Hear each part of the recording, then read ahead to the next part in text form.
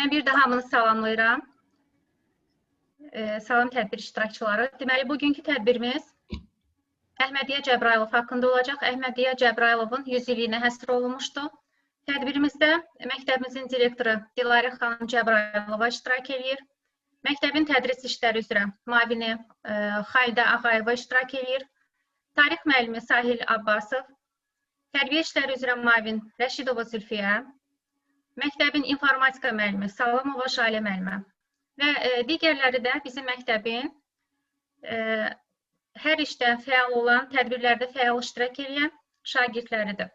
Biz sözü verək tarix müəlliminə, Əhmədiyyə Cəbrayılov haqqında bizə ətraflı məlumat versin və sonra digər müəllimlər də, direktorumuz da öz sözünü deyəcək tədbir haqqında. Buyurun, Sahil müəllim.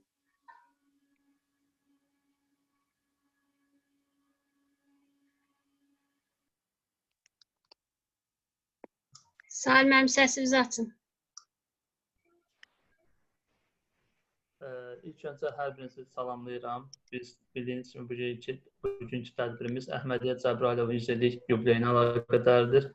Avqustun 11-də Azərbaycan Respublikasının prezidenti İlham Əliyevin bildiyiniz kimi imzaladığı fərmanla Azərbaycan igid oğlu faşizm üzərində qələbənin əsas memarlarından biri olan və Azərbaycanı bu müharibədə layiqincə təmsil edən Əhmədiyyə Cəbrayilovun 100 illik yubileyi ilə bağlı fərman imzalamışdı, sərəncam imzalayıb bu barədə avqustun 11-də və bununla bağlı silsilə tədbirlər keçirilməlidir. Bu işi demək olar Azərbaycanın Mədəniyyət Nazirliyinə, Xarici İşlər Nazirliyinə və Təhsil Nazirliyinə tapşırmışdı. Yəni bu sərəncamdan irəli gələn tədbirlərin keçirilməsini 3 əsas dövlət orqanına tapşırmışdı. Bunun əsasında Azərbaycan Təhsil Nazirliyinin, Azərbaycan Respublikası Təhsil Nazirliyinin bildiyiniz kimi göstərişi ilə bütün məktəblər demək olar ki, Əhmədiyyə Cəbrayilovun 100 illik yubileyi ilə bağlı tədbirlər keçirilir. Əhmədiyyə Cəbrayilov kimdir? Biz ilk öncə Əhmədiyyə Cəbrayilovun şəxsiyyəti haqqında məlumat alacaq burada və onun keçdiyi döyüş yolu və sonraki həyatının haqqında məlumat alacaq. Çox maraqlıdır ki, Əhmədiyyə Cəbrayilovun qeyri-adi bir həyat dəyişik yolu olmuşdu. İlk öncə onu qeyd edək ki, Əhmədiyyə Cəbrayilov 1920-ci il sentyabrın 22-sində Şəki şəhərində anadan olmuşdu. Onun gənclik dövrü, müharibə dövrünə təsadüf etmişdi. Bildiyiniz kimi 1939-cu ildə 2-ci Dünya müharibəsi başlayır. Almaniyanın bu müharibəni başlatması ilə başlayır müharibə. 41-45-ci illər isə bu müharibənin tərkib hissəsidir və biz buna vətən müharibəsi deyirik. SSR dövründə buna vətən müharibəsi deyilir. Çünki artıq SSR də müharibəyə qoşulmuşdu və SSR-yə daxil olan xalqlar da bu müharibədə iştirak edirdi SSR tərəfdən. Eləcə də Əhmədiyyə Cəbrayilovun atası və 2 qardaşı da bu müharibədə iştirak edir və hər ikisi bu müharibədə həlak olmuşdu. Əhmədiyyə Cəbrayilovun sağ qalan ailə üzvləri sadəcə anası və bacısı idi. Anası və bacısı ona çox təkid edir ki, atalarının, qardaşlarının yolunu getməsin, atasının, qardaşının yolunu getməsin. Ailənin demək olar ki, tək qalan üzvü idi kişi olaraq. Ailəsinə baxmaq istəyir. Amma Əhmədiyyə Cəbrayilov öz atasının, qardaşının yolunu getməli olur, yəni bu yolu tutur. O, bütün bu çətinlikləri gözə alaraq müharibə meydanına könüllü şəkildə yollanır. İlk olaraq Əhmədiyyə 48-ci Atıcı polkda kiçik siyasi rəhbər kimi işləyir. Sonradan isə fəal hərbi əməliyyatlara qoşulur. Hansı şəhərləri uğrunda? Rostovdur, Lozavayadır, İzyum şəhərləri uğrunda gedən mübarizələrə fəal şəkildə qoşulur. Və demək olar ki, bu müharibələrin birində yaralanır və əsir düşür. Alman əsgərlərinə əsir düşür. Çox maraqlıdır ki, onun indiyə kimi də əsir düşdüyü nömrə də yaddadır. 4167 nömrəli əsir olur bu. Sovet rəhbərliyi ordusundan əsir düşən hərbiçi olur. Sonradan o bir neçə dəfə hərbi düşərgədən, əsirlər üçün olan düşərgədən qaçmağa cəhd edir, amma baş tutmur. Amma burada bir Janna adlı fransız qadının köməkliyi ilə əsirlikdən qaçamağa nail olur. Bu Janna adlı qadın Əhmədiyyə Cəbrayilovdan xoşu gəlir, onun köməkliyi ilə Əhmədiyyə Cəbrayilov əsirlikdən qaçmağa nail olur. Sonradan isə Fransanın azadlığı uğrunda və digər ərazilərin azadlığı uğrunda mübarizəyə qoşulur. Demək olar ki, onun Alman partisanlarına, fransız partisanlarına qoşulması ilə artıq partisan hərəkatında yeni bir dönəm başlayır və o onun apardığı uğurlu əməliyyatlar nəticəsində Alman faşistlər çox böyük itkilər verir. O dəmir yollarını partladır, faşist deyir ki, hərbi eşalonlarını darmadağın edir və onun deyir ki, xüsusi istedadı nəticəsində dedi ki, 500-ə yaxın fransız uşağını əsir düşməkdən qurtarmışdı. Hətta belə deyək də, onun bir sıra uğurlu əməliyyatları Fransa tarixində əlamətdar olmuşdu. Fransanın azadlığında əsas deyir ki, açar olmuşdu. Deyir ki, hətta o döyüşlərin birində o çox maraqlıdır ki, Alman zabitinin paltarını geyindir. Çünki kəşfiyyata gedəndə onlar çox vaxt Almanların içərisinə gedirdi və Almanların hərbi formalarını geyirlər ki, bilinməsinlər. İndi o müharibə dövründə belə bir şeylər var, onsuz da düşmən formasını geyinib gedirlər partisan hərəkatına gedirlər, orada partladırlar Almanların düşərgələrini. Bu Alman zabitinin paltarını geyinir və burada deyir ki, Almanların hərbi eşalonunu partladanda bu da xəsarət alır, yaralanır. Bunu aparırlar Almanların həbsxanasına. Bunlar orada Almanlar başa düşmür ki, bu partizancıdır, yəni Almanlara qarşı olur. Elə bilirlər ki, elə o Alman zabitidir. Onlar da qəşəng müalicə edirlər. Sonra Əhmədiyyə Cəbrayılov buradan da qaçmağa nail olur. Çünki artıq başa düşürlər ki, bu özünü aparma tərzinə başa düşürlər, artıq bu partizandır, bunu tutmaq istəyir, amma bu dəfə də alınmır. Əhmədiyyə Cəbrayılov da deyir ki, bu dəfə də qaçmağa nail olur. Bundan sonra isə Əhmədiyyə Cəbrayılov yenidən bu müqavimət hərəkatına yenidən davam edir, yenidən almanlara böyük itkilər verir. Ümumiyyətlə, onun belə deyək də, apardığı əməliyyatlarda bir sıra kod adları var idi. Yəni, bunu ələ keçməsi üçün belə deyək də, onlar partizancılar özləri aralarında kod adları işlədirdilər. Onların məsələn adlarından biri Armed Michel Xarqoydu. Bunu belə adlandırdılar. Sonra bir sıra adlarla bunu adlandırmışdılar. Ümumiyyətlə, Fransa prezidenti Charles de Gaulle onun əməlini çox yüksək qiymətləndirmişdi. Sonradan SSR-yə qayıdanda müharibə ki, bitdi 45-ci ildə, deyək ki, SSR-nin qələbəsi ilə bitdi Böyük Vətən müharibəsi. Bu müharibə bitəndən sonra Əhmədiyyə Cəbrayılov vətənə qayıtmaq istəyirdi. Bu zaman isə SSR-də onu belə də vətən xaini damğası vurmuşdular müharibə dövründə. Çünki bu əsir düşəndə elə idi ki, bu müharibə dövründə SSR-də sərt qayda qanunlar vardı. Əgər onların əsgərlərindən kimsə əsir düşürdüsə, bunlarda elə təsəvvür yaranır ki, bu artıq dövlət sirlərini faşistlərə ötürə bilib və ona belə deyək də vətən xaini damğası vurulmuşdu. Amma dedik ki, sonradan Fransa prezidenti Charles de Gaulle SSR-yə səfər edir 1966-cı ildə və Əhmədiyyə Cəbrayılovun adı üzərinə vurulan vətən xaini damğasını orada ləğv elətdirir.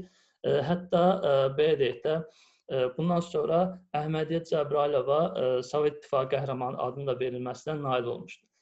Ağır müharibə dövründən sonra Əhmədiyyə Cəbrayılov belə deyək də, öz vətəninə qayıdır və burada fəaliyyət göstərməli olur.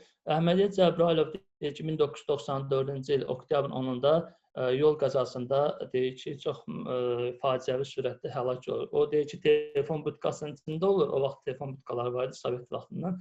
94-cü ildə Sovet butkası telefonla danışarkən çox maraqlı ki, bir yolla keçən bir KAMAZ gəlir, həmin butkaya çırpılır. Onun üçün də Əhmədiyyə Cəbrayılov faciəvi şəkildə dünyasını dəyişir. O boyda döyüş meydanlarından özünü sağ qurtaran, o boyda faşist əsirliyindən qaçan zülmlərə məruz qalmışdı orada Əhmədiyyə Cəbrayılov. İndi onun həyatı haqqında geniş danışaq vaxt çox gedər. Ona əsirlikdə çox zülm verirlər, danışdırmaq üçün, əsir düşənləri danışdırmaq üçün ona zülm verirlər orada. O boyda zülmlərin, çətinliklərin içərisindən sağ çıxan Əhmədiyyə Cəbrayılov çox maraqlı ki, telefon butkasının içərisində KAMAZ-ın butkaya çırpılması nəticəsində faciəvi bir şəkildə dünyasını dəyişmişdir. Və dedik ki, Əhmədiyyə Cəbrayilovu Fransa hökuməti, həqiqətən Fransa dövləti Milli Legion ordeni vermişdi ona. Bu Milli Legion ordeni verilən şəxslər hərbi parad zamanı deməli, generaldan öndə getmək hüququ var idi. Bu Milli Legion ordeninə layiq görülənlər. Deməli, elə bir ki, paradda həmişə, yəqin ki, bu zəfər paradında görmüşsünüz, ordunun önündə kim gedir? Qoşun növləri, həmişə generallar gedir, yüksək rütbəli zabitlər gedir.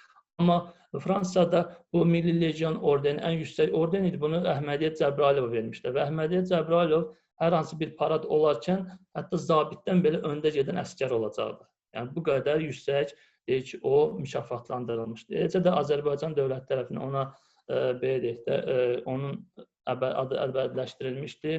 bəzi küçələrə onun adı verilmiş. Hətta Şəkidə onun ev muzeyi var. Oğlu da yaşayır. Hətta sağda həmin muzeyin rəhbəri Əhmədiyyə Cəbrayılovun oğludur. Əhmədiyyə Cəbrayılov haqqında bu qədər. Yəni, mənim deyəcəklərim bu qədər. Gəlin sözü verək məktəbin tədris işləri üzrə müavini Ağayeva Xaydəyə. Buyurun. Salam, hamı salamlayıram. Tədbirə görə çox sağ olun. Doğrudan da virtualda belə bir tədbir təşkil edir. Çox sağ olun Sahil müəllim, Zülfiyə müəllim, təşəkkür edirik. Uşaqlar sizə də təşəkkür edirik. Əhmədiyyə Cəbrayılova aldığıq Sahil müəllim təşəkkür edirik buna görə də. Bəli, Əhmədiyyə Cəbrayılovun Azərbaycan ordusuna verdiyi xidmətlər, töhfələr əvəzsizdir. Bunu danmaq olmaz. Ona görə də bu baxımdan sizdə tədbirlər geniş keçirilir.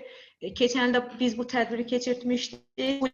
Təhsil Nazirliyinin bu tədbiri keçirilir və 100 illiyi, yubileyi pandemiya şəraitine düşdüyünə görə ancaq virtual, onlayn şəkildə təşkil oluna bildi. Təşəkkür edirik, çox sağ olun.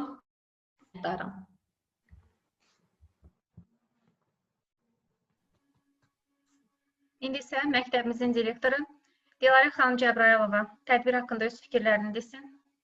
Buyurun, Dilarə xanım.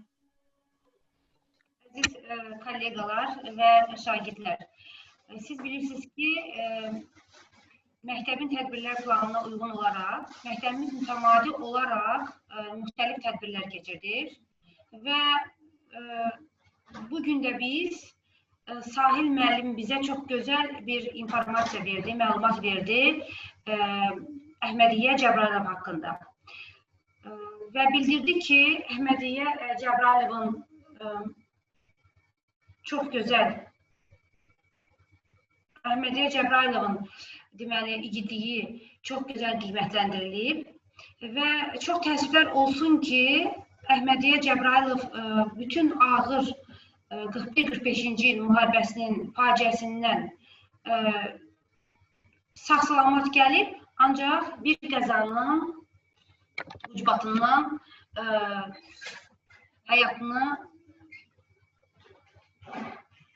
həyatdan köçmüşdür.